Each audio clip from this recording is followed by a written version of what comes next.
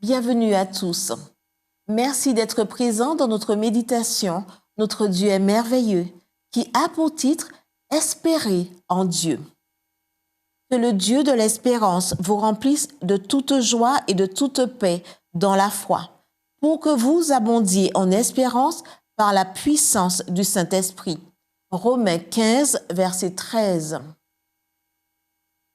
Quelle a été la grande découverte du XIXe siècle? Selon William James, considéré par beaucoup comme le fondateur de la psychologie moderne, cette grande découverte a consisté à comprendre que l'être humain pouvait changer sa vie en changeant d'attitude. Aujourd'hui, on accepte généralement dans le milieu des sciences sociales le fait que la vie d'une personne soit affectée non seulement par les événements quotidiens, mais aussi et en particulier par la manière dont cette personne réagit à ces événements, surtout s'ils sont douloureux. Nous trouvons un exemple qui illustre bien cette grande vérité dans le Nouveau Testament, avec l'expérience d'Anne, la prophétesse. Selon l'Écriture, Anne était une femme d'un âge très avancé.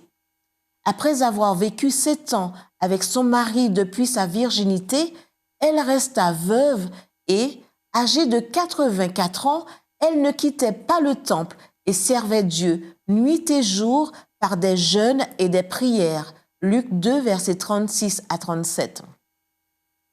Vous rendez-vous compte de ce que dit ce texte? Cette femme avait perdu son mari après seulement 7 ans de mariage et durant le restant de sa vie, elle avait vécu seule. Cependant, elle ne s'était pas éloignée de Dieu. Au contraire, elle avait continué à prier et à le servir dans le temple. En d'autres termes, les eaux amères de la vie ne l'avaient pas convertie en une personne aigrie.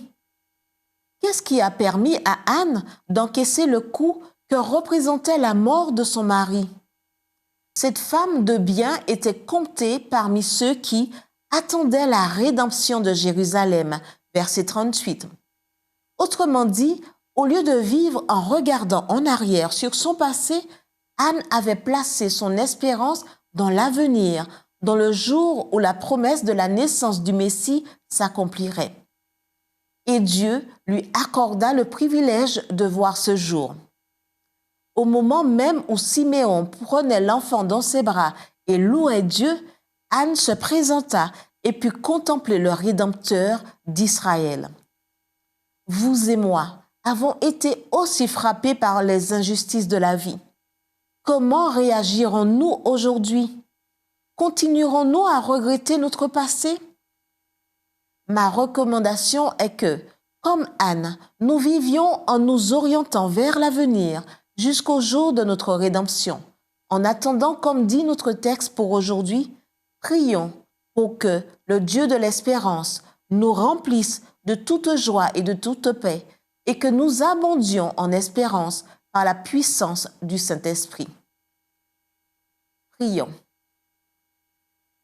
Dieu de toute mon espérance, remplis aujourd'hui et toujours mon cœur de joie et de paix, tandis que j'attends le jour de ma rédemption. Au nom de Jésus. Amen.